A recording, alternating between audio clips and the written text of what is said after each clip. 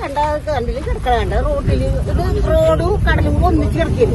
ഞങ്ങളെപ്പോലെ പാവപ്പെട്ട മത്സ്യത്തൊഴിലാളി ഞങ്ങൾക്ക് അത് കിട്ടുമ്പോൾ ഞങ്ങൾ ഇവിടെ ഞങ്ങൾ എന്തെങ്കിലും വെള്ളം കുടിക്കാൻ ആദ്യം പിടിച്ചാണ്. എന്താണെന്ന് വെച്ചിട്ടുണ്ടെങ്കിൽ കടലിൽ വരുന്ന എതിർത്ത് തന്നെ റോഡാണ്. മിഞ്ഞാന്ന് വന്നത് ഞങ്ങൾ പെരക്കകത്ത് കൂടെ കയറിയാണ് കടലിൽ വന്ന് പോയത്. ഇതൊക്കെ ഞങ്ങൾ ഈ ചെളി വെള്ളവും കൂടി ആവുകയാണ്. അപ്പൊ ആ നേരം കൊണ്ട് ഞങ്ങൾ ചത്തിട്ട് ഞങ്ങൾക്ക് 10 ലക്ഷം വേണ്ട, ആ കടലിൽ വെച്ച് കഴിച്ചാൽ മതി.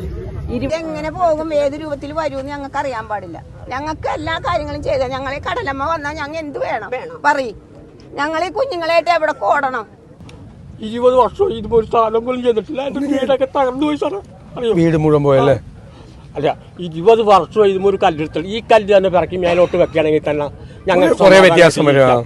അതുപോലും ചെയ്യാതെ ഞങ്ങൾ എന്താണെന്ന് ഇപ്പൊ ഈ കഴിഞ്ഞ ദിവസം ഒരു രണ്ടു കൊല്ലം മുമ്പ് കുറെ ചാക്ക് കൊണ്ടിട്ട് 3 ദിവസം കഴിഞ്ഞപ്പോൾ ചാക്ക് പോവും. അപ്പൊ വൈപ്പിൻ ദ്വീപസമൂഹത്തിൽപ്പെട്ട ഇടവനക്കാട് പഞ്ചായത്തിലെ 2.5 കിലോമീറ്ററോളം ദൂരം രൂക്ഷമായ കടലാക്രമണത്തിന് വിധേയമായിരിക്കുകയാണ്. ഇതുപോലെ തന്നെയാണ് നായരമ്പലത്തുള്ള സ്ഥിതി. ഈ 2.5 കിലോമീറ്റർ ദൂരം ഇവിടെയും നായരമ്പലത്തും ഉള്ള സാധാരണക്കാരായ മനുഷ്യരാണ് ഇവിടെ ജീവിക്കുന്ന തീരപ്രദേശത്ത്. അവരുടെ ജീവിതം അസാധ്യമാകുന്ന തരത്തിലാണ് ഈ കടലാക്രമണം ഉണ്ടായിരിക്കുന്നത്. യഥാർത്ഥത്തിൽ സുനാമിക്ക് ശേഷം ഈ ഇവിടെ ഉണ്ടായിരുന്ന കടൽ ഭിത്തി നന്നാക്കുന്നതിന് പോലും തയ്യാറായിട്ടില്ല. കരിങ്കല്ല് കല്ലാണ് ഇട്ടിരിക്കുന്നത്. ആ കല്ലെല്ലാം തെറിച്ച് വീണ് കിടക്കുകയാണ്. അത് മെയിൻ്റനൻസ് നടത്തിയാൽ തന്നെ താൽക്കാലിക ആശ്വാസവും. അത് മെയിൻ്റനൻസ് നടത്താതെ സർക്കാരും ദുരന്ത നിവാരണ വകുപ്പൊക്കെ ചെയ്യുന്നത് ജിയോ ബാഗുകൾ കൊണ്ടുവന്ന് വയ്ക്കുകയാണ്. കരിങ്കല്ല് തെറിച്ചു പോകുന്ന കടലാക്രമണം നടക്കുന്ന സ്ഥലത്ത് ഈ ചാക്കിൽ കെട്ടി മണൽ സൂക്ഷിച്ചാൽ ആ ചാക്കോടുകൂടി അത് അരിഞ്ഞ് ആ ചാക്ക് പല വീടുകളിൽ കയറിയിരിക്കുകയാണ്.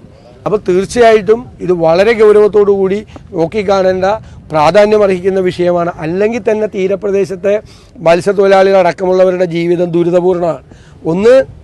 ഒരു വർഷത്തിൽ എത്രയോ ദിവസമാണ് കാലാവസ്ഥാ മുന്നറിയിപ്പ്. അവർക്ക് പോകാൻ പറ്റുന്നില്ല, കടലിൽ പോകാൻ പറ്റുന്നില്ല. 2 മത്സ്യലഭ്യത വളരെ കുറവാണ്. 3 40 രൂപ മണ്ണെണ്ണയ്ക്ക് ഉണ്ടായിരുന്ന കാലത്താണ് 25 രൂപയുടെ സബ്സിഡി ഉമ്മൻചാണ്ടി സർക്കാർ കൊടുത്തത്. ആ 40 രൂപ മണ്ണെണ്ണയ്ക്ക് ഉണ്ടായിരുന്ന കാലത്ത് 25 രൂപ സബ്സിഡി കിട്ടുമായിരുന്നെങ്കിൽ ഇന്ന് 120 രൂപ മുതൽ 140 രൂപ വരെയാണ് മണ്ണെണ്ണയ്ക്ക്. അപ്പോഴും സബ്സിഡി 25 രൂപയാണ്. തമിഴ്നാട് മുഴുവൻ സബ്സിഡി കൊടുക്കുകയാണ് മത്സ്യത്തൊഴിലാളികൾക്ക്. ഇവിടെ ജീവിതം ദുരിതമാണ്. അതിൻ്റെ മീതെയാണ് ഈ തീരശോഷണവും ഈ കടലാക്രമണവും. അവരുടെ വീടിനകത്താണ് വെള്ളം. വീടെല്ലാം കേടുപാടുകൾ പറ്റിക്കഴിഞ്ഞു. ഏത് സമയത്തും തകർന്നു വീഴാവുന്ന തലത്തിലേക്ക് വീടുകളാവുകയാണ്. എനിക്ക് സംശയം, എന്തുകൊണ്ടാണ് ഇതിങ്ങനെ ഇടപെടാത്തത്? ഇവിടെ നിന്നും ഇവരെ മുഴുവൻ എവിക്റ്റ് ചെയ്യുക എന്നുള്ള ഒരു ഗൂഢമായ ഉദ്ദേശം ഇതിൻ്റെ പുറകിലുണ്ടോ എന്ന് സംശയിക്കുന്ന തരത്തിലാണ് ബന്ധപ്പെട്ട അധികൃതരെല്ലാം ഒന്നും ചെയ്യാതെ കയ്യും കെട്ടിയിരിക്കുന്നത്. ഇത് അപകടമാണ്. ഇത് ഗൗരവത്തോടു കൂടി ഈ ആഴ്ച തന്നെ ഞാൻ തന്നെ നിയമസഭയിൽ ഉന്നയിക്കും.